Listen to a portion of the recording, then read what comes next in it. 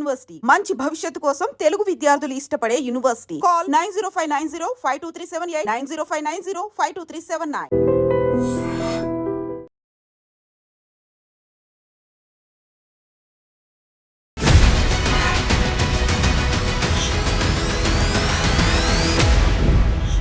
నమస్తే, welcome to I dream social spotlight with Kavitha. పహల్గాంలో ఉగ్రదాడి జరిగిన తర్వాత ఇప్పటికీ 12 రోజులు గడిచిపోయాయి. నెక్స్ట్ డెవలప్మెంట్ భారతదేశం తీసుకునేటువంటి స్టెప్ ఎలా ఉండబోతోంది అనేది దేశవ్యాప్తంగా కాదు ప్రపంచవ్యాప్తంగా అందరూ ఎదురు చూస్తున్నారు. ఎట్ ద సేమ్ టైం కర్రెగుట్టల్లో కూడా ఆపరేషన్ కగార్ పేరుతో మావోయిస్టులను మట్టుపట్టేందుకు కేంద్ర బలగాలు సిద్ధమైపోయారు. కశ్మీర్ టు కర్రెగుట్టలు ఏం జరుగుతోంది, ఇక్కడ ఉన్నటువంటి స్ట్రాటజీ ఎలా ఉంది? మనతో పాటుగా ఉన్నారు పొలిటికల్ అనలిస్ట్ బి ప్రకాష్ గారు. నమస్కారం అండి. సో కశ్మీర్లో జరిగింది ఉగ్రదాడి, అక్కడ ఫోకస్ పెడుతున్నాయి కేంద్ర బలగాలు, భారత సైన్యము, క్యాబినెట్, అందరూ ఫోకస్ ఉంది. ఎట్ ద సేమ్ టైం కర్రెగుట్టల్లో కూడా ఇక్కడ మావోయిస్టులు, అక్కడ టెర్రరిస్టులు, ఇక్కడ మావోయిస్టులు. వ్యూహం అనేది ఎలా ఉందంటారు? కేంద్ర ప్రభుత్వం దానికి రాష్ట్ర ప్రభుత్వాల సహకారాలు. మన వైద్య విధానంలో ఎట్లయితే పుండో కాడ ఉంటే మందో కాడ పెడతారో, మన డిఫెన్స్ కానీ, మన అంతర్జాతీయ విదేశీ వ్యవహారాలు కానీ, దేశీయ వ్యవహారాలు కానీ, హోంశాఖ కానీ, రక్షణ శాఖ కానీ, ఈ రెండు కూడా వాళ్ళు చేయాల్సింది చేయరు, అనవసరమైనవి చేస్తారు ప్రజల మెప్పు కోసం. అసలు ఎందుకు వచ్చింది ఇప్పుడు పాకిస్తాన్కు మనకు మధ్య యుద్ధ మేఘాలు ఎందుకు కమ్ముకున్నాయి? వీళ్ళు కనుక ఇప్పుడు మినీ స్విట్జర్లాండ్ అంటారు. శ్రీనగర్ పోయిన వాళ్ళంతా దాదాపుగా అక్కడికి వెళ్తారు. అక్కడికి వెళ్ళిన తర్వాత ఆ గుట్ట మీద ఉంటుంది. అది ఆ గుట్ట మీదకి ఎక్కాలంటే ఆ లోయ వ్యాలీ అంటే గుండ్లు, పెద్ద పెద్ద రాళ్ళు, వాటి మధ్యలోకి వెళ్ళి నడవడానికి కూడా వీలు కాదు. ఆ గుర్రాల మీద పోతుంటారు, కొంతమంది చాతనైన వాళ్ళు నడుస్తుంటారు. అక్కడ నువ్వు ఆర్టికల్ 370 రద్దు చేసి పాకిస్తాన్ ప్రో టెర్రరిస్టులు కావచ్చు, లేకుంటే పాకిస్తాన్ని అభిమానించే వాళ్ళు కావచ్చు, కాశ్మీర్లో ఉన్న ముస్లిమ్స్ కావచ్చు, వాళ్ళ కోపానికి గురైన తర్వాత మినిమం రక్షణ ఏర్పాట్లు చేయకపోతే ఎట్లమ్మా? అక్కడ నీకు ఒక్క డిఫెన్స్ సంబంధించి ఒక్క సైనికుడు లేడు అక్కడ. మరి అది ఎన్నికలు జరిపినాం కదా అని సంతోషించి వాళ్ళకు వదిలేస్తే ఆ కాశ్మీర్ పోలీసులు ఆ తుపాకీ సౌండ్ వినగానే పారిపోయిన్లు ఉన్నారు. అక్కడ స్టేట్ పోలీస్ కొద్దిగా ఉంది అక్కడక్కడ, ఇది మామూలుగా సెక్యూరిటీ లాగా పెట్టారు. వాళ్ళు ఆ సౌండ్ వినగానే పారిపోయిన్లు అయిపోయింది. వాళ్ళ దగ్గర వెపన్స్ సరిగా లేవు, వాళ్ళని ఎదుర్కొనే ధైర్యం లేదు, వాళ్ళ దగ్గర ఉన్న AK-47 లాంటి వీళ్ళ దగ్గర లేవు. మరి ఇది కనుక వాళ్ళు సైన్యాన్ని అక్కడ పెట్టుంటే ఇది అనివార్యం కాకపోవు కదా. అంటే ఫస్ట్ చేయాల్సింది సైన్యం ఉన్నది రక్షణ కోసం, దాడుల కోసం కాదు. ఫస్ట్ అది ఆలోచించాలి. ఆ రక్షణ కరువైనప్పుడే కదా దాడులు చేయాల్సిన పరిస్థితి రావడం. మరి దీనికి ఎవరిది బాధ్యత అంటే ఏం చెప్తాం మనం? మీరు రక్షణ సరిగ్గా పెట్టుంటే వీళ్ళు చచ్చేవాళ్ళు కాదు, వాళ్ళు చంపేవాళ్ళు కాదు, వాళ్ళు ధైర్యం కూడా చేసేవాళ్ళు కాదు అక్కడ రావడానికి. కాబట్టి అది ఫస్ట్ తప్పు ఎవరిది అని అన్నప్పుడు మన రక్షణ శాఖదే. ఆడ ఎవరు బాధ్యులు ఉన్నా కూడా పర్యాటకులు వస్తున్నారు వివిధ దేశాల నుంచి, వివిధ రాష్ట్రాల నుంచి అన్నప్పుడు దాన్ని ఇంకా ఎంకరేజ్ చేయాలని చెప్పి మీరు అనుకున్నప్పుడు మీ మీద అక్కడ పర్యాటకులకు ఎంతో భ్రమతో వస్తున్నారు. ఆమె భర్త చనిపోయిన బాధలో కూడా మోడీ గారి మీద నమ్మకంతో వచ్చామండి, మోడీ గారు మాకు అన్ని ఏర్పాట్లు చేస్తారు, ఇక్కడ ఎటువంటి ఇబ్బంది ఉండదు, కాశ్మీర్ పోవాలంటే కూడా ఎక్కడ ఏమవుతుందో అనే భయంతో పోతారు. కానీ మోడీ గారు చేసిన దానివల్ల అపారమైన నమ్మకం పెరిగింది. మరి ఇది నీ వైఫల్యం కాదా? ఎక్కడైనా ఒప్పుకున్నాడా మోడీ ఇక్కడ మా వైఫల్యం ఉన్నది అని చెప్పాలి కదా. చెప్పకుండా ఇవాళ మళ్ళీ దాడులు చేస్తాం, ప్రతీకార దాడులు, అది కాదు కదా. సైన్యానికి పూర్తి స్వేచ్ఛ ఇచ్చాము అని మొదటి లక్ష్యం అది కానే కాదు. అందుకే అన్న పుండో కాడ ఉంటే వీళ్ళు మందో కాడ పెడతారని. నంబర్ 1, వీళ్ళు ఎవరి మీద దాడులు చేస్తారు? నిజంగానే టెర్రరిస్ట్ క్యాంపుల మీద దాడులు చేస్తే అందరం సంతోషిద్దాం, దాన్ని ఎవ్వరు అభ్యంతరం చెప్పరు, మోడీకి జేజేలు పలుకుతారు. కానీ టెర్రరిస్టుల హైడౌట్స్ ఇప్పుడు ఇంతకుముందులాగా ఐసోలేటెడ్గా లేవు. ఒసామా బిన్ లాదెన్ ఇన్సిడెంట్ తర్వాత జనావాసాల మధ్యలో ఆఫీస్ సయీద్ కానీ వీళ్ళందరూ కూడా, మసూదా ఆయన పేరు, వీళ్ళందరూ కూడా జనావాసాల మధ్యలో ఉంటున్నారు. ఇది క్రౌడీ ప్లేసెస్ అర్బన్లో, లాహోరు లేదా వాళ్ళ క్యాపిటల్ సిటీ ఇస్లామాబాద్, ఇట్లాంటి కాడ క్రౌడెడ్ మధ్యలో ఉంటున్నారు వాళ్ళు. ఆడ మసీదులు ఉంటాయి, వాటిని ధ్వంసం చేయలేరు టెర్రరిస్ట్ అటాక్ పేరు మీద, పైనుంచి బాంబ్స్ వేయలేరు. ఐసోలేటెడ్ కొండలలో గుట్టలలో ఉంటే డెఫినెట్గా డైరెక్ట్ పైనుంచి దాడులు చేయొచ్చు. ఇప్పుడు ఎట్లా సాధ్యం కాదు కదా. మరి వీళ్ళు ఏం చేస్తారు? జనం మీద దాడి చేస్తారు. టెర్రరిస్టులను పట్టుకోవడం సాధ్యం కాదు. 40,000 మంది టెర్రరిస్టులు ప్రజల మధ్యలోనే ఉన్నారు అక్కడ. అయితే ఇప్పుడు ఈ పాకిస్తాన్లో 40,000 మంది టెర్రరిస్టులు ఎవరైతే అక్కడ ఉండి బహిరంగంగా తిరుగుతున్నారో వీళ్ళ మీద ప్రభుత్వం యొక్క నియంత్రణ లేదు. వీళ్ళు ఎవరి కంట్రోల్లో ఉన్నారు? పాకిస్తాన్ ఆర్మీ కంట్రోల్లో ఉన్నారు. పాకిస్తాన్ ఆర్మీ కానీ అక్కడున్న ఐఎస్ఐ కానీ వాళ్ళు ఎవరి కంట్రోల్లో ఉన్నారు? వాళ్ళు ట్రంప్ కంట్రోల్లో ఉన్నారు. అమెరికా ప్రెసిడెంట్ ఎవరుంటే వాళ్ళ కంట్రోల్లో ఉంటారు. మొత్తం పాకిస్తాన్ యొక్క మిలిటరీని, ఆర్మీని, డిఫెన్స్ సిస్టమ్ని నడిపిస్తున్నది అమెరికా. మొన్న వాళ్ళ డిఫెన్స్ మినిస్టరే ఒక మాట చెప్పాడు, ఇది మా దౌర్భాగ్యము, ఇటువంటి డర్టీ యాక్ట్స్ ఏవైతే టెర్రరిస్టులు చేస్తున్నారో 30 ఏళ్ళ నుంచి చేస్తున్నారు, ఇది చేయించుతున్నది అమెరికా, బ్రిటన్ అని చెప్పాడు. అంత ఓపెన్గా చెప్పాడు. తర్వాత అంతకుముందున్న ఇమ్రాన్ ఖాన్ అధ్యక్షుడు ఉన్నప్పుడు ఈ 40,000 మంది టెర్రరిస్టులను అల్ఖైదా మా దగ్గర డంప్ చేసింది. ఈ అల్ఖైదాను పెంచి పోషిస్తున్నది అమెరికా. ఆఫ్ఘనిస్తాన్ విషయంలో వాళ్ళ మధ్య వార్ జరిగింది, అల్ఖైదా రివర్స్ అయింది. కానీ అల్ఖైదాను పుట్టించింది, పెంచింది అమెరికా. అల్ఖైదా చేతిలోకి వచ్చిన ఆయుధాలు అమెరికావి. వాషింగ్టన్ డీసీ తీసుకుపోయి స్టార్ హోటల్లో వాళ్ళని కూర్చోబెట్టి వాళ్ళకి ట్రైనింగ్ ఇచ్చి పంపించారు. బట్ వాళ్ళే ఎదురు తిరిగి కాటేశారు. ఇక్కడ కదా అమృత్సర్లో బింద్రన్ వాలేను కాంగ్రెస్ పార్టీ పెంచి పోషిస్తే ఆ బింద్రన్ వాలే అనుచరుల చేతిలోనే ఇందిరాగాంధీ ఖతమైపోయింది. అంటే ఎప్పుడైనా ఒక అంటారు కదా, పాముకు పాలు పోసి పెంచితే కాటేసి చంపుతుందని, ఇదే జరుగుతూ ఉన్నది అంతటా కూడా. అంటే ఫారిన్ పాలసీలోనే మార్పు రావాలి. ఈ యుద్ధాన్ని అనివార్యం చేసే విధంగా కార్యాచరణ ఉండకూడదు. చర్చల ద్వారా సమస్యలను పరిష్కరించుకోవాలి, దౌత్య సంబంధాలు ఉండాలి, ఐక్యరాజ్య సమితిని, సెక్యూరిటీ కౌన్సిల్ని ఫీల్డ్లోకి తీసుకురావాలి. ఇప్పుడు చర్చలు అన్నారు. చర్చలు అంటే అక్కడ ప్రభుత్వం చేతిలో లేదు, అంతా అక్కడ ఆర్మీ కాదు, వాళ్ళ చేతిలో ఉంది అనుకున్నప్పుడు చర్చలు ఎవరితో చేయాలి?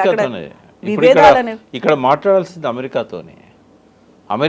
వాళ్ళకి ఏంటంటే ఆయుధాలు అమ్ముడుపోవాలి, అదే ప్రధానమైన ఆదాయం వాళ్ళకి. ఆయుధాలు అమ్ముడుకోవాలంటే ఆయుధాలకు డిమాండ్ క్రియేట్ చేయాలి. ఆయుధాలకు డిమాండ్ ఎట్లా క్రియేట్ అవుతుంది? 2 దేశాల మధ్య యుద్ధం జరగాలి. ఒక మన దగ్గరనే కాదు కదా. ఇవాళ కరెక్ట్గా ఒక 60 సంవత్సరాల క్రితం వియత్నాంలో సౌత్ వియత్నాంకు నార్త్ వియత్నాంకు మధ్యలో యుద్ధం సృష్టించి అక్కడ హోచిమిన్ ఆయన రెవల్యూషన్ ద్వారా ఫ్రెంచ్ వాళ్ళను గెలిచి అధికారంలోకి వచ్చాడు చైనా వాళ్ళ సపోర్ట్తో నార్త్ వియత్నాంలో. సో దానికి అగెనిస్ట్గా సౌత్ వియత్నాంలో పోయి అమెరికా అడ్డబెట్టింది. అక్కడున్న వాళ్ళకు స్వేచ్ఛనియకుండా వాళ్ళ మిలిటరీని తన కంట్రోల్లోకి తీసుకొని ఒక 30-40 సంవత్సరాల పాటు ఆ సౌత్ వియత్నాం మీద వాళ్ళ కంట్రోల్ నడిచింది. ఎంతసేపు వాళ్ళు ఆయుధాలు అమ్ముకోవడానికి 2 దేశాల మధ్యలో ఒకే దేశాన్ని 2 ముక్కలు చేయడము, పాకిస్తాన్ ఇండియా లాగా. అక్కడ కూడా సౌత్ వియత్నాం నార్త్ వియత్నాం కలిసిపోతారంటే దాన్ని అడ్డుకోవడము. వాళ్ళంతా ఒక నిర్ణయానికి వచ్చినా కూడా దాన్ని ఇంప్లిమెంట్ చేయనీయలేదు. అంటే నేను ఎందుకు అప్పటి విషయాలు చెప్తున్నా అంటే, అక్కడి నుంచి మొదలుపెట్టి ఈరోజు వరకు ఆఫ్ఘనిస్తాన్ కావచ్చు, అది వియత్నాం కావచ్చు, అది కంబోడియా కావచ్చు, ఏ దేశాలలోనైనా ఎప్పుడు యుద్ధం జరుగుతూ ఉండాలి, వాళ్ళ మధ్య ఎప్పుడు టర్మాయిల్ ఉండాలి. అట్లనే అమెరికా నుంచి ఆయుధాలు దిగుమతి చేసుకోవాలి, ఫ్రాన్స్ నుంచి ఆయుధాలు దిగుమతి చేసుకోవాలి, రఫేల్ లాంటి యుద్ధ విమానాలు దిగుమతి చేసుకోవాలి. ఈ ఫ్రెంచ్ వాడును బ్రిటన్ వాడు ఎంత ఉంటారో చిన్న దేశాలు అవి, కానీ రవి అస్తమించని మొత్తం ప్రపంచాన్ని వాళ్ళు క్రియేట్ చేశారు కదా. అంటే ఆయుధాలతోనే. అప్పుడు మన కత్తులు, బాణాలు ఉండేది మన దగ్గర, వాడు మందుగుండుతో వచ్చిండు, వాడిని ఎదుర్కోవడం సాధ్యం కాలేదు కాబట్టి దేశాన్ని సరెండర్ చేశాం. ఇప్పటికి కూడా ఆయుధాలలో వాళ్ళదే పై చేయి. దానివల్లనే ఇప్పుడు అన్ని దేశాలను వాళ్ళు కంట్రోల్ చేస్తున్నారు. యుద్ధాలు పెట్టకపోతే వాడికి డిమాండ్ రాదు, వాడి ప్రొడక్షన్ ఉండదు. అది పరిస్థితి. ఇప్పుడు చర్చలు అన్నారు. మనం టెర్రరిస్టుల గురించి చూసాం, పాకిస్తాన్తో ద్వైపాక్షిక చర్చ లేకుండా అంతర్జాతీయ సంబంధాల గురించి మాట్లాడుకున్నప్పుడు ఇక్కడ ఉన్నటువంటి మావోయిస్టులు కూడా ఇప్పుడు ఆపరేషన్ కగారు కర్రెగుట్టల చుట్టూ 25,000 మంది పోలీసు బలగాలు మోహరించారు, కేంద్ర బలగాలు ఉన్నాయి, రాష్ట్ర పోలీసులు కూడా ఉన్నారు అనుకున్నప్పుడు ఇక్కడ కూడా శాంతి చర్చలు జరపాలి అనేటువంటి ఒక వాదన వినిపిస్తుంది. లెటర్లు కూడా వస్తున్నాయి. అక్కడున్న వాళ్ళు కూడా లోపల ఎవరైతే ఉన్నారో మావోయిస్టులు 3,000 మంది అన్నారో వాళ్ళు కూడా మేము లొంగుబాటుకి సిద్ధంగా ఉన్నాం, లేకుంటే చర్చలు జరపండి అనేటువంటి ఒక సందేశాన్ని ఇస్తున్నప్పుడు దాన్ని పట్టించుకోవట్లేదు అనేటువంటి వాదన ఉంది. అంటే మొన్న కేసీఆర్ గారు కూడా పార్టీ సభలో 25వ రైతోత్సవ సభలో జనంతో కూడా అడిగించారు, ఇది అవసరమా లేదా, మన తీర్మానం చేద్దామా అని. అంటే ఆపరేషన్ కగార్ అనేది అదే యాంటీ డెమోక్రటిక్. అంటే మన దేశ పౌరుల మీద మనం బాంబులు వేయడం కానీ, మనం మిలిటరీని పంపించి వాళ్ళని ఒక దగ్గర కార్నర్కు నెట్టేసి చంపేయడం కానీ, ఇది దుర్మార్గం, అప్రజాస్వామికం. అది భారతదేశ పాలకులు భారతదేశ ప్రజల మీద చేయాల్సింది కానే కాదు. ఇవాళ మనం పాకిస్తాన్లో ఉన్న జనం మీదనే బాంబులు వేయొద్దని అంటున్నాం. మరి మన జనం మీద ఎట్లా వేస్తాం మనం? ఇప్పుడు అక్కడ ఆదివాసులు ఇప్పుడు ఏ ఎన్కౌంటర్ అని చూడండి, 30 మంది నక్సలైట్లు మృతి అని వస్తుంది. అందులో 3 నక్సలైట్లు ఉంటారు, 27 మంది ఆదివాసీలు ఉంటారు. అంటే వాళ్ళు ఒక కవర్ లాగా ఆదివాసీలను వాడతారు. ఇప్పుడు వీళ్ళు కూడా ఆపరేషన్ కాగారు పోయేటప్పుడు ఏం చేస్తున్నారు, ఫ్రంట్ కవర్ అంతా కూడా ఆదివాసీలనే పెట్టుకుంటున్నారు. అంటే అటు వాళ్ళు కాల్చినా ఆదివాసీలే చచ్చిపోవాలి, ఇటు వీళ్ళు కాల్చినా ఆదివాసీలే చచ్చిపోవాలి. ఇది మన దేశ పౌరులను మనం చంపుకోవడం ఎట్లా కరెక్ట్ అవుతుంది? రెండవది, ఇది ప్రజాస్వామ్య దేశం. వాళ్ళు చర్చల కోసం వాళ్ళు లెటర్స్ రాస్తున్నప్పుడు ఇక్కడున్న పౌర హక్కుల నేతలు కానీ, ఇంటలెక్చువల్స్ కానీ, బుద్ధిజీవులు, మేధావంతులు వీరందరూ కూడా చర్చలు జరపండి అని చెప్తుంటే, ప్రధాన ప్రతిపక్ష పార్టీ టీఆర్ఎస్ లాంటిది కూడా చర్చలు జరపాలని చెప్తుంటే, దాన్ని ఏమాత్రం పెడచెవిన పెట్టి దాన్ని పట్టించుకోకుండా ఆ మిలిటరీని ముందు పెట్టి వాళ్ళని చంపడానికి ముందుకు పోతుండడము, ప్రజల మీద దాడులు చేయడము, అది ఎట్లా కరెక్ట్ అవుతుంది? నక్సలైట్ సిద్ధాంతం కరెక్ట్ అని నేను చెప్పా. అది కూడా ఇవాళ ఈనాటి పరిస్థితుల్లో అది కాలం చెల్లిందే. ఇంకొక ఫామ్లో రావాలి వాళ్ళు, ఎట్లా వస్తారు. కానీ ఈ వాళ్ళు వెనుక తగ్గిన టైంలో మనం వాళ్ళని పిలిచి చర్చలు జరిపి వాళ్ళను మెయిన్ స్ట్రీమ్లోకి తీసుకురావడానికి ప్రయత్నం చేయాలి. కానీ మట్టు పెట్టడం అనేది సమస్య పరిష్కారమా? వాళ్ళు చచ్చిపోతే మళ్ళీ పుట్టారా? అయితే ఇప్పుడు వాళ్ళే వెనక్కి తగ్గారు అని అంటున్నప్పుడు చుట్టూ డంపులు ఏర్పాటు చేశారు అనేటువంటిది అడుగడుగునా కనిపిస్తున్నాయి, ప్రతి చోట అలాంటివి ఉన్నాయి అనేది. ఆ కర్రెగుట్టల్లో మొన్న జాతీయ జెండా పట్టుకొని తిరుగుతున్నటువంటి ఒక జవాన్ ఫోటో కనిపించింది. అంటే ఇప్పటిదాకా అలాంటి యాక్టివిటీ లేకుండా చేసిందే మావోయిస్టులు అనేది. అక్కడ వాళ్ళని దూరం చేశారు, ఐసోలేట్ చేసి ఉంచారు. అక్కడ ఉన్నటువంటి ట్రైబల్ కావచ్చు, లేకుంటే అక్కడ ఉన్నటువంటి కొండ జాతి వాళ్ళని కూడా జనజీవన స్రవంతిలో కలవకుండా చేసిందే మావోయిస్టులు. అక్కడ యాక్టివిటీ అనేది అంత తీవ్రంగా ఉంది అనేది కదా.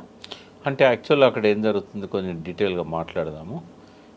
కర్రెగుట్టలు అనేది ఛత్తీస్గఢ్లో ఒక భాగం. అది మన బార్డర్కి ఒక 12 కిలోమీటర్ల దూరంలో ములుగు మా సొంత నియోజకవర్గం. గోదావరి దాటిన తర్వాత కొద్ది దూరం వరకు మనకు తెలంగాణ ఉంటుంది, వెంకటాపురం, వాజేడు మండల్స్. అయితే ఆ వెంకటాపురానికి ఒక 10-12 కిలోమీటర్ల దూరం పోతే మనకి కర్రెగుట్టలు అనేటివి మొదలవుతాయి. ఇవి చాలా విశాలమైనవి, కొన్ని 100 ఎకరాల గుట్టల మీద ఉంది. ఆ గుట్టల మీదనే వ్యవసాయం చేస్తున్నారు. ఆ గుట్టల మీదనే ఆదివాసీలు జనార్దన్ సర్కార్ లాంటి ఏర్పాటు చేసి అన్ని రకాల ప్రజాప్రభుత్వమే ఒక రకంగా. అది అక్కడ ప్రభుత్వం ఓదాడికి. మీరే అంటున్నారు మొదటిసారి భారతదేశ జెండా తీసుకుపోతున్నారంటే అక్కడ అది భారతదేశంలో భాగం కాదన్నట్టే కదా అంతకుముందు. ఎందుకు అలా చేసిందే వీళ్ళు అనేది వాళ్ళనేం కాదు, అది వరకు కూడా వీళ్ళు పట్టించుకున్నది ఏమున్నదమ్మా. ఇప్పుడు ఏంటంటే ఇప్పుడు వెనకటి నుంచి లేదు, ఇప్పుడు ఎందుకు ఆడ గొడవలు అవుతున్నాయి 10-20 ఏళ్ళ నుంచి అంటే అక్కడ ఏంటంటే వేదాంత అనే ఒక కంపెనీకి అక్కడ మొత్తం మైనింగ్ యాక్టివిటీ అంతా అప్పచెప్పారు. అయితే జనరల్గా ట్రైబల్ ఏరియాస్లలో, ఆదివాసీ ప్రాంతాలలో వాళ్ళు అక్కడ సహజ వనరులను కాపాడుకోవాలని ఉంటుంది ఆదివాసులకు. మనం అనుకుంటున్నట్టు వాళ్ళు అడవి నరకరు, వాళ్ళు ఏం చేయరు. వాళ్ళు మంట కోసం కానీ నిప్పు కోసం కానీ పొరకలను తీసుకుపోతారు. ఎవ్రీ ఇయర్ చిన్న చిన్న బుషెస్ ఎండిపోయినవి అవి ఉంటాయి. ఎన్నడూ కూడా అడవి పాడైపోవడానికి ఆదివాసులు అస్సలే కారణం కాదు. 99% కాదు, 1% కూడా కాదు. స్మగ్లర్లను అడ్డుకున్నది వాళ్ళు, అడవిని కాపాడింది వాళ్ళు, అడవి జీవాలతో సహజీవనం చేసేది వాళ్ళు. ఎప్పుడు కూడా ఏ పులిని చూసి గిరిజనుడు ఆదివాసి భయపడాడు. వన్యమృగ సంరక్షణ పేరుతో వాళ్ళని బయటికి పంపుతున్నాం, మైనింగ్ యాక్టివిటీ పేరుతో వీళ్ళు అడ్డొస్తున్నారని వాళ్ళని బయటికి పంపుతున్నాం. నక్సలైట్స్ అక్కడ షెల్టర్స్ కోసం పోయారు. షెల్టర్స్ కోసం పోయిన వాళ్ళు అక్కడ జరుగుతున్న దోపిడీకి వ్యతిరేకంగా ట్రైబల్స్ని కాపాడడానికి వాళ్ళు ప్రాణాలు బలి ఇస్తున్నారు. ఆ వేదాంత వాళ్ళు ఇట్లాంటి కంపెనీస్ వాళ్ళు చేసే దుర్మార్గాలు, అరాచకాలు, దాని అభివృద్ధి పేరుతోనే అడవులు నరుక్కుంటూ రోడ్లు వేయడాలు ఇట్లాంటివి వ్యతిరేకిస్తారు. అక్కడ మంచి పనులు చేస్తే ఎన్నడూ కూడా నక్సలైట్లు అడ్డు రారు. వీళ్ళు ఏం చేయకపోతేనే కదా వాళ్ళు చేయాల్సి వచ్చేది. నీ సర్కారు చక్కగా ఉంటే జనార్దన్ సర్కార్ ఎందుకాడ? మనం మీకు గుర్తున్నదా, వనజ గారు ఒక సీనియర్ జర్నలిస్టు, ఆమె చాలా రోజులు ప్రాణాలకు తెగించి ఛత్తీస్గఢ్ అడవుల్లో పోయి వాళ్ళు చేసిన మంచి పనులన్నీ కూడా తీసుకొచ్చారు. చెక్ డ్యాములు కట్టడము, నీళ్లు, తర్వాత విద్య, వాళ్ళకు పిల్లలకు చదువు చెప్పించడము, హాస్పిటల్స్, ఇవేవి లేవు కదా అక్కడ. జెండా ఇయ్యాల బాతున్నారు అని అంటే భారతదేశం ఇప్పుడే చూస్తున్నది కళ్ళు తెరిచి ఇక్కడ ప్రజలకు ఏమన్నా చేయాలని. బట్ వాళ్ళు ఏంటంటే ప్రభుత్వాన్ని నమ్మడం లేదు. అదివరకు ఒక మహేంద్ర కర్మ అనే ఒక నాయకుడు కాంగ్రెస్ నాయకుడే, ఆయన సల్వా జుడుం తయారు చేసి గొత్తికోయలకును వాళ్ళకి అక్కడున్న ఆదివాసులకు మధ్యలో ఒక వైరాన్ని క్రియేట్ చేయించాడు, అంతర్యుద్ధంలాగా వాళ్ళని నరుకునే పరిస్థితి తీసుకొచ్చాడు. ఏది ఏమైనా కూడా బలైపోతున్నది ఆదివాసులు. సరే నక్సలైట్లను నువ్వు సపరేట్ చేయడానికి ఆడ వీలు కాదు, ఎవరు నక్సలైటో ఎవరు ఆదివాసో తెలియని పరిస్థితి ఉంటుంది యూనిఫామ్ కనుక లేకపోయినట్టయితే. ఎందుకంటే మోస్ట్ ఆఫ్ ది నక్సలైట్స్ కూడా మళ్ళీ ఆదివాసీలే ఉన్నారు. మేము పోయినట్టు రోజులలో 1970s 80sలో డాక్టర్స్, అడ్వకేట్స్, ఇంటలెక్చువల్స్ అడవుల్లోకి తుపాకులు పట్టుకొని పోయారు. కానీ ఈరోజు వాళ్ళు లేరు. వాళ్ళల్లో కొంతమంది అగ్రనాయకులుగా కేంద్ర కమిటీలలో రాష్ట్ర కమిటీలలో ఉన్నారు. కానీ కింది స్థాయిలో తుపాకీ పట్టుకున్న సైనికులంతా కూడా పీపుల్స్ వార్ మావోయిస్టుల కింది శ్రేణి వాళ్ళంతా 90% డౌన్ ట్రాడన్ అంతా ట్రైబల్స్, ఎస్సీలు, బీసీలు ఇట్లుంటారు. కాబట్టి వాళ్ళు మఫ్టీలో ఉంటే వాళ్ళు ఆదివాసీలా తెలియదు. అందుకే చాలామంది ఆదివాసీలు బలైపోతున్నారు. నువ్వు రివార్డ్స్ ఉన్న వాళ్ళనే చంపినవు అని అంటే అది వేరు, అది ఎవరు కూడా కాదన్నారు. క్రాస్ ఫైర్లో చచ్చిపోతే ఇది ఎన్కౌంటర్ అని అంటారు. కానీ అట్లా జరగడం లేదు ఆడ. అందుకే సొంత ప్రజల మీద యుద్ధం అనేది అప్రజాస్వామికము. చర్చలకు వాళ్ళంతటా వాళ్ళు వస్తా అన్నప్పుడు చర్చలు జరపడం అనేది మంచిది. అందుకే కేసీఆర్ లాంటి వాళ్ళు కూడా అప్పీల్ చేస్తున్నారు. అన్ని పార్టీలు కూడా రాజకీయ పార్టీలు తీర్మానాలు చేసి కేంద్రానికి పంపాలి, ఆపరేషన్ కగారు ఆపాలి. ఇక్కడ మనం ఏదో ప్రెస్ మీట్లు పెట్టి ముఖ్యమంత్రిని కలిస్తే అయ్యేది కాదు. ఇదొక ఇప్పుడు దీనికి డిసిషన్ తీసుకోవాలన్నప్పుడు కేంద్ర పార్టీ నాయకులను కలవాలి, రాహుల్ గాంధీని కలవాలి. ఇదే అరగోపాల్ గారు, కోదండరామ్ గారు, వీళ్ళంతా రేవంత్ రెడ్డి దగ్గర ఏమీ లేదు. అక్కడ పైన పోయి రాహుల్ గాంధీ ఒక డిసిషన్ తీసుకున్నారు అని అంటే అది ప్రతిపక్ష పార్టీగా దానికి ఒక శాంక్టిటీ ఉంటుంది, ఒక వాల్యూ ఉంటుంది. తర్వాత సంబంధిత రాష్ట్రాలు 17 ఉన్నాయి, నక్సల్ ఉన్న రాష్ట్రాలు. ఈ 17 రాష్ట్రాల ముఖ్యమంత్రులను ప్రతిపక్ష నాయకులను కలవాలి. ఇది చేయకుండా ఇక్కడ మాట్లాడితే ఏమొస్తుంది? ఇక్కడ ప్రతిపక్ష నాయకుడు చెప్తున్నాడు, ఇక్కడ రేవంత్ రెడ్డి ఏమో నేనేం చేయాలి, నా చేతిలో ఏం లేదంటున్నాడు. కాబట్టి ప్రతిపక్ష పార్టీలను, అధికార పార్టీలను, బలమైన రాజకీయ పార్టీలను కలిసి డైరెక్ట్గా మోడీ అండ్ రాహుల్ గాంధీ లాంటి వాళ్ళు, తర్వాత సిపిఐ, సిపిఎం జాతీయ పార్టీలు ఏవేవైతున్నాయో వాళ్ళందరి సహకారంతో ఈ ఆపరేషన్ కగార్ లాంటివి ఆపి వాళ్ళని చర్చలకు పిలిచినప్పుడు వీళ్ళని కూడా కూర్చోబెట్టుకోవాలి. ఎవరైతే ఈ చర్చల కోసం పట్టుబట్టిన నాయకులు ఉన్నారో ఆ నాయకులను కూడా ప్రతిపక్ష పార్టీ నాయకులు కావచ్చు, ప్రొఫెసర్స్ కావచ్చు, వీళ్ళని కూర్చోబెట్టుకొని మరి ప్రభుత్వానికి తలనొప్పిగా తయారు కాకుండా వాళ్ళ యాక్టివిటీ ఎట్లుండాలి, వయలెన్స్ అనేది ఉండకూడదు. ఇట్లాంటి విషయాలలో ఒక ఏకాభిప్రాయానికి వచ్చి ఆ ఎజెండా ప్రకారం పోవాలి. ఇప్పుడు 2026 మార్చి కల్లా చివరి మావోయిస్ట్ని కూడా చంపి తీరుతాము అనేటువంటి ఒక స్టేట్మెంటే కేంద్ర హోంశాఖ మంత్రి అమిత్ షా నుంచి వచ్చిన తర్వాత ఇప్పుడు మీరు చెప్పినవన్నీ ఇవన్నీ కూర్చొని మాట్లాడుకుంటారు, ఒక అభిప్రాయానికి వస్తారు, శాంతి చర్చలు జరుగుతాయి అనేది మీకు సుదూరంగా అయినా కనిపిస్తుందా? నేనేమంటున్నామ్మా, ఇప్పుడు చివరి మావోయిస్టుని చంపడం అనేది అమిత్ షా కాదు, అమిత్ షా మునిమన్వాడు వచ్చినా కూడా కాదు. ఎందుకు అంటే ఇప్పుడు వాళ్లకు ఎట్లాంటి స్ట్రాటజీ ఉంటుందో చెప్తారని. ఇప్పుడు ఎప్పుడైతే ఇంకా మనము వీళ్ళ కబంధాస్తాల్లో చిక్కుకున్నాము, ఇంకా మనం తావడమే తప్ప వేరే మార్గం లేదనుకున్నప్పుడు వాళ్ళు సేఫ్గా ఎట్లా ఎస్కేప్ కావాలనో వాళ్ళ దారులు వాళ్ళకు ఉంటాయి. ఇప్పుడు జలియన్వాలా బాగ్ అంటేనో చిన్న ప్రాంతం, ఎవరు బయటికి రాకుండా ఒక దిక్కు నుంచే ఎంట్రన్స్ ఉంటే వేసి కాల్చి చంపారు. ఈ సాధ్యమైన విశాలమైన అడవి, కొన్ని వేల కిలోమీటర్లు విస్తరించింది, అలా రకరకాల కేవ్స్ ఉంటాయి. చిన్న గుట్ట మీదనే వీళ్ళు చంద్రగిరి గుట్టలని ఇక్కడ వరంగల్ పక్కన ఉంటాయి, అక్కడ వాళ్ళు ఉన్న పక్కా సమాచారంతో పోయి గుట్టలను ఎన్సర్కిల్ చేశారు. మొత్తం చేసి 13 మందినో 14 మందినో కాల్ చేశారు. కాల్ చేసిన తర్వాత శవాలు జస్ట్ ఒక గంట కింద అక్కడ నుంచి తీసుకుపోతున్నారు, మాకు ఎదురైనాయి. మేము అక్కడ పోయిన తర్వాత ఇంకా ఎవరైనా బతికున్నారా బయటికి రండి అని మేము గట్టిగా అరిచినాం. ఆ అండ్ల నుంచి ఒక అతను 2 రోజుల నుంచి పాపం ఆయనకు తిండి లేదు, నీళ్లు లేవు, బాగా వీక్ అయిపోయిండు, ఆయన దొరకలే పోలీసులకు, అలా నుంచి బయటకు వచ్చిండు. తర్వాత 2 రోజులు తెలిసింది ఏంటంటే ఆ మెయిన్ లీడర్ ఎవరైతే రామకృష్ణ ఉన్నాడో తర్వాత చచ్చిపోయాడు అనుకోండి, ఆయన భార్య ఇంకా కొంతమంది ఆ 2 రోజులు ఆ వాటిలలోనే ఉండి తర్వాత బయటకు వచ్చారు, మళ్ళీ వాళ్ళ యాక్టివిటీస్ కొనసాగించారు. అంటే అది ఎంత ఉంటుంది ఆ గుట్ట, అంత కొడితే ఒక 1 స్క్వేర్ కిలోమీటర్ కూడా ఉండదు. అటువంటిది వాళ్ళ కొన్ని వందల వేల స్క్వేర్ కిలోమీటర్లు ఉన్న ఛత్తీస్గఢ్ కొండలల్లో కర్రెగుట్టలు అంటే ఏమన్నా ఒక పక్కకి ఇంత అంత ఉంటాయి అవి. కాకపోతే ఇప్పుడు లేటెస్ట్ టెక్నాలజీ ఉంది, డ్రోన్స్ ఉన్నాయి, ఏమున్నా కూడా వాళ్ళకు సేఫ్గా బయటకు వస్తారు. ఈ గెరిల్లా వార్ఫేర్లో వ్యూహం అనేది, ఎత్తుగడలు అనేవి చాలా పకడ్బందీగా ఉంటాయి.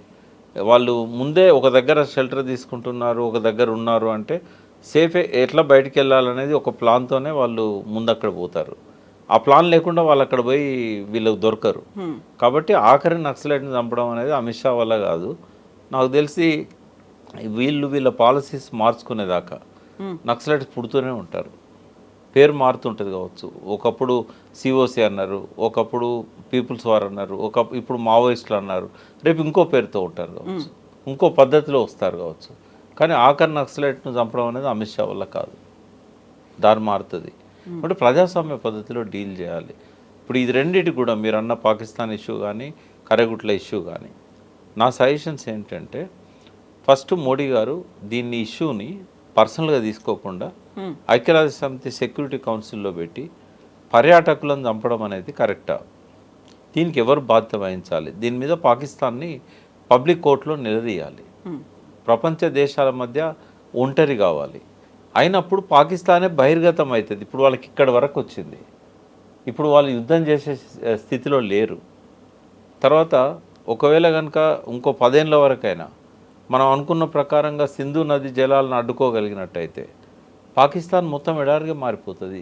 ఇవాళ పంట పండే భూమిలో 94% సాగునీరు అందే భూమిలో 94% సింధు జలాలే దిక్కు. అక్కడ అవి ఆపేస్తే వ్యవసాయం ఉండదు ఇక అక్కడ, ఓన్లీ రెయిన్ఫెడే ఉంటుంది. ఇక అట్లాగే మనము గతంలో ఏదైతే ఆక్రమించిన 13,000 చదరపు కిలోమీటర్ల భూభాగం ఏదైతే ఉన్నదో దాని మీద సిమ్లా ఒప్పందం చేసుకొని ఇందిరాగాంధీ వదిలేసింది. ఇప్పుడు వాళ్ళు ఏమన్నారు, మీరు అది బంద్ చేస్తే మేము ఇది ఏకపక్షంగా రద్దు చేసుకుంటామన్నారు. ఏకపక్షంగా రద్దు చేసుకుంటే ఇండియాకు నష్టం లేదు, వాళ్ళకే నష్టం. ఇప్పుడు మళ్ళీ బౌండరీ లేకుండా అయిపోయింది, ఎల్ఓసి లేదు, లైన్ ఆఫ్ కంట్రోల్. ఇప్పుడు మళ్ళీ మనం 13,000 కిలోమీటర్లు కాదు, ఇంకా లోపలికి కూడా చొచ్చుకొని పోవచ్చు. ఎవరు మనల్ని అడగడానికి లేదు, ఎందుకంటే నువ్వు బౌండరీ ఒప్పందం రద్దు చేసుకోవడం ద్వారా బౌండరీ లేకుండా పోయింది నీకు. కాబట్టి అది ఒక ఇష్యూ ఉంటుంది.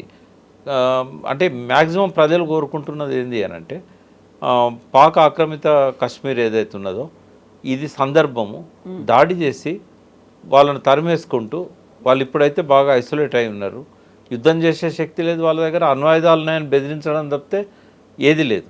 ఇప్పుడు యుద్ధం వస్తుందని తెలియగానే మీడియాలో బాగా ప్రాపగేట్ కాగానే చాలామంది రిజైన్ చేశారు అక్కడ ఆర్మీలో ఉన్న వాళ్ళు. తర్వాత వాళ్ళ డిఫెన్స్ సంబంధించిన సైన్యాధికారే మసూద్ అని పేరేదో ఉంది, మునీర్ అడ్రస్ లేదు, పారిపోయాడు. తర్వాత డిఫెన్స్ మినిస్టర్ ఏం చెప్పాలన్నో తెలియక మా కంట్రోల్లోనే లేరు వీళ్ళంతా, ఈ టెర్రరిస్టులు అందరినీ అమెరికా నడిపిస్తున్నది అని చెప్తున్నాడు. అంటే ఈ టైంలో కనీసం పాక్ ఆక్రమిత కాశ్మీర్ ప్రాంతాన్ని తిరిగి స్వాధీనం చేసుకోవాలనేది ఇండియాలో ఒక బలమైన ఆకాంక్ష కనబడుతూ ఉన్నది. మరీ ఎక్స్ట్రీమ్గా పాకిస్తాన్ని అసలు చిత్రపటంలోంచి మాయం చేయాలి, అదొక దేశంగానే ఉండకుండా చేయాలనే వాళ్ళు కొంతమంది ఉన్నారు. ఈ అఖండ భారత్ సంబంధించిన ఇన్ఫ్లుయెన్స్లో ఉన్న వాళ్ళు అట్లా మాట్లాడతారు. తర్వాత దీన్ని ముస్లింలకు వ్యతిరేక చర్యలుగా చిత్రించకూడదు. ఇప్పుడు ముస్లిమ్స్ కూడా దాన్ని ఎవరు సపోర్ట్ చేయట్లేదు. మొన్న రాహుల్ గాంధీ పోయి కలిసి వచ్చిన ఫ్యామిలీ, ఆ చనిపోయిన అతను ఎవరైతే ఉన్నారో ఆ హిందువులను కాపాడడానికి ప్రాణాలు ఇచ్చాడు. కాబట్టి ముస్లింలు అంతా టెర్రరిస్టులు కాదు, ముస్లింలంతా టెర్రరిస్ట్ యాక్టివిటీస్ సపోర్ట్ చేయట్లేదు. ఆ మాటకు వస్తే పాకిస్తాన్ ప్రభుత్వంలో ఉన్న పెద్దలు కూడా ఈ టెర్రరిస్ట్ యాక్టివిటీస్ సపోర్ట్ చేయట్లేదు. కానీ వాళ్ళ చేతిలో ఏం లేకుండా పోయిందనే ఒక బాధ వాళ్ళు వ్యక్తం చేస్తున్నారు. వాళ్ళు ఒక రకంగా చెప్పాలంటే అమెరికన్ క్లచెస్లో కంప్లీట్గా బానిసల్లాగా ఆ పాకిస్తాన్ అధ్యక్షుడు కానీ, పాకిస్తాన్ డిఫెన్స్ మినిస్టర్ కానీ బానిసల్లాగా ఇరుక్కున్నారు వాళ్ళు. కాబట్టి ఇదంతా నడిపిస్తున్నది అమెరికా, ఎంతో కొంత దాన్ని అడ్డుకునే ప్రయత్నం చేస్తున్నది చైనా.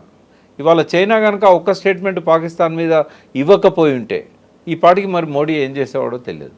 మోహన్ భగవత్ మోడీ గారు రహస్య సమావేశంలో పాకిస్తాన్ గురించి ఒక డిసిషన్ తీసుకొని ఉంటారు వాళ్ళు. ఆ డిసిషన్ ఏంటి అనేది ఇద్దరు బయట పెట్టట్లేదు. మెల్లిగా అమలు చేస్తారేమో, ఎట్లా చేస్తారో తెలియదు. బట్ డైల్యూట్ అవుతుంది రోజు రోజుకు. పాకిస్తాన్ మీద ఉన్న వ్యతిరేకత ఈ టెర్రరిస్టులు వీళ్ళని చంపిన రోజు ఉన్నప్పటికీ 4 రోజులకే చాలా వరకు తగ్గింది. ఇప్పుడు ఇంకా కొద్ది రోజుల తర్వాత వీళ్ళు యుద్ధ చర్యలు చేపట్టినట్టయితే భారతదేశంలో కూడా వ్యతిరేకత స్టార్ట్ అవుతుంది. ఆ వేడి మీదనే పాక్ ఆక్రమిత కాశ్మీర్ను స్వాధీనం చేసుకోవడానికి ప్రయత్నం చేయాల్సి ఉండే. ఇక లేదు, ఇన్ని సంవత్సరాలు అయింది, 70 ఏళ్ళు దాటింది, యాక్సెప్ట్ చేద్దాం, అది ఉండనియండి వాళ్ళ దేశంలోనే. ఇవన్నీ మనం పోతాం కానీ భూములు అట్లే ఉంటాయి, దేశాలు అట్లే ఉంటాయి, సరిహద్దులు ఎప్పుడు పెరుగుతుంటాయి, తగ్గుతుంటాయి యుద్ధాలు వచ్చినప్పుడల్లా. ప్రపంచమే ఒక సరిహద్దు అనుకొని బతుకుతే పోలేదా? నీకున్న ప్రాంతంలో నువ్వు రాజ్యాధికారం చేస్తే చాలదా? కాశ్మీర్ కుంకుమ ఉన్న భాగమే నాకు కావాలంటే ఎట్లా? కాబట్టి డెమోక్రటిక్గా ఆలోచించాలి, గివెన్ సిచ్యువేషన్ ఒప్పుకోవాలి. ఆక్రమించులు 75 ఏళ్ళు అయింది, ఇప్పుడు వాళ్ళు పాకిస్తాన్ పౌరులమని చెప్పుకుంటాను, ఇంకా మన దగ్గర శాసనసభ స్థానాలు ఉంటాయి, ఇంకా దాన్ని నిరాకరిస్తాం. చైనాతో మనకు అరుణాచల్ ప్రదేశ్ మీద గొడవ ఉంటుంది. గివెన్ సిచ్యువేషన్లో యాక్సెప్ట్ చేయాలి మన బౌండరీ ఇది అని చెప్పి. ఒకవేళ ఏదైనా పంచాయతీ వస్తే సెక్యూరిటీ కౌన్సిల్, ఐక్యరాజ్య సమితి, వాటి దగ్గర పంచాయతీ పెట్టుకోవాలి తప్ప చంపడం అనేది కరెక్ట్ కాదు. చంపకుండా రక్షణ ఏర్పాట్లు చేయడం అనేది మన ప్రధాన కర్తవ్యం. ఎస్ అండి ప్రకాష్ గారు, థ్యాంక్ యూ సో మచ్ అండి. నిజంగా ప్రస్తుతం ఉన్నటువంటి సమాజం దేనికి ప్రయారిటీ ఇస్తుంది? ఆర్థిక సంబంధాల చుట్టూ మాత్రమే తిరుగుతుంది. మళ్ళీ ఎన్నికలంగానే చాలా విరక్తి కలుగుతాను. మంచి అనిపిస్తుంది కదా, లేడీస్ కూడా ఛాలెంజింగ్ జాబ్స్ చేసినప్పుడు చాలా బాగుంటది. ట్రాఫిక్ అసిస్టెంట్స్ గా నియమించిన ట్రాన్స్జెండర్స్ అందరితో సాల్యూట్ చేయించుకుంటున్నారు. ఫుడ్ డెలివరీ ఇవ్వటానికి వెళ్ళినటువంటి డెలివరీ బాయ్ అనిల్ పై కళ్ళ ముందు